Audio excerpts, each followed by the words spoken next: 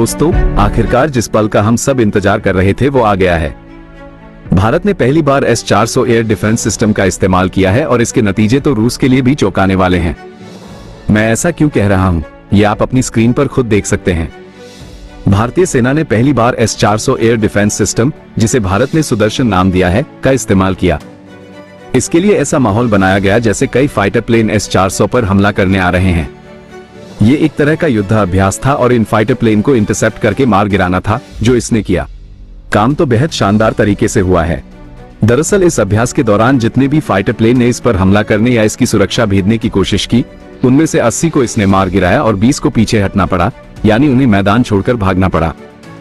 यानी भारत के सुदर्शन S-400 ने अपनी पहली परीक्षा 100% अंकों के साथ पास कर ली है। और ये नतीजे रूस के लिए भी हैरानी की बात है, क्योंकि रूस का S-400 इस समय यूक्रेन युद्ध में काफी संघर्ष कर रहा है, लेकिन भारत का S-400 एक अलग ही तरीके से काम कर रहा है। इसकी वजह यह है कि युद्ध के मैदान में हथियार से ज्यादा उस हथियार को चलाने वाले इंसान का महत्व होता है और उसमें कितना दम और कितना हुनर है। ये बात भारत ने साबित कर दी है कि रूस के S-400 यूक्रेन युद्ध में तबाह हो रहे हैं। इसके पीछे जरूर कोई इंसानी गलती है, क्योंकि सिस्टम बहुत अच्छा है। इस बात को कोई नहीं मान सकता कि S-400 दुनिया के सबसे अच्छे मोबाइल एयर डिफेंस सिस्टम में से एक है। ठीक है, चलिए पूरे मामले को विस्तार से समझाते हैं, लेकिन उससे पहले आप सभी के लिए एक छोटा सा अनुरोध है। कृपया चैनल को सब्सक्राइब कर लीजिए, क्योंकि आने वाले दिनों में आपको ऐसी मात्रा और गुणवत्ता में कंटेंट देखने को मिलेगा जैसा आपने पहले नहीं देखा होगा। तो चैनल को सब्सक्राइब करना ना भूलें। अब इसके साथ वीडियो शुरू करते हैं। दोस्तों, भारतीय सेना ने एक बार फिर साबित कर दिया है कि अगर S-400 को सही तरीके से इस्तेमाल किया जाए और इसे अच्छे से चलाया जाए तो ये चमत्कार कर सकता है, जो कि इसने किया है। क्योंकि 100% रिजल्ट पाना तो किसी चमत्कार से कम नहीं है, लेकिन इसके अलावा इसकी काफी आलोचना भी हो रही है।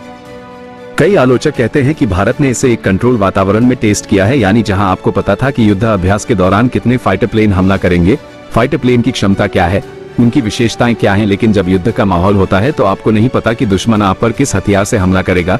जरूरी नहीं कि वो फाइटर प्लेन ही हो, वो तोपखाना भी हो सकता है, कोई और हथियार भी हो सकता है। चाहे वो छोटी मिसाइल हो या रॉकेट सिस्टम, आपको ये तक पता नहीं होता कि वो किस दिशा से हमला करेगा, कहां से आएगा, उसका रास्ता क्या होगा। आपको कुछ भी पता नहीं होता। आपको तुरंत और बिल्कुल सही तरीके से रिएक्ट करना पड़ता है। ऐसा ही कुछ रूस के साथ भी हुआ है, क्योंकि यूक्रेन युद्ध से पहले जितने भी S-400 के टेस्ट रूस ने किए थे, वो सारे ही बहुत अच्छे रिजल्ट्स के साथ पास हुए थे। आपको जानकर हैरानी होगी कि रूस ने इसे करीब 10 साल तक टेस्ट किया था और इसमें से एक भी फेल नहीं हुआ था। रूस ने तो ये तक ऐलान कर दिया था कि ये अमेरिका के F-35 और F-22 को भी मार गिराने में सक्षम है। लेकिन जब यूक्रेन युद्ध आया तो इसकी सफलता दर बहुत तेजी से गिर गई, क्योंकि वो कंट्रोल वातावरण नहीं था। इसलिए कहा जा रहा है कि भारतीय सेना को S-400 का ऐसा टेस्ट जरूर करना चाहिए जिसमें अनकंट्रोल वातावरण हो, यानी जो S-400 को ऑपरेट कर रहा है उसे पता ना हो कि कौन सी दिशा से क्या आ रहा है, किस हथियार से हमला हो रहा है। ऐसा युद्ध अभ्यास जरूर करना चाहिए और हो सके तो इसमें हमारे कई पुराने मिसाइल, पुराने हथियार को असल में ही मार गिराया जाए। तभी तो हम S-400 के फायदे और नुकसान जान पाएंगे। ये काम करेगा। मुझे पता है कि S-400 के फैंस को यह अच्छा नहीं लगेगा कि लोग S-400 पर सवाल उठा रहे हैं, लेकिन ये सही बात है। दुश्मन आपकी कमजोरी जाने से पहले अच्छा है कि आप खुद ही जान जाएं और उसमें सुधार करें। वैसे आप इस बारे में क्या सोचते हैं? कृपया कमेंट करके बताएं।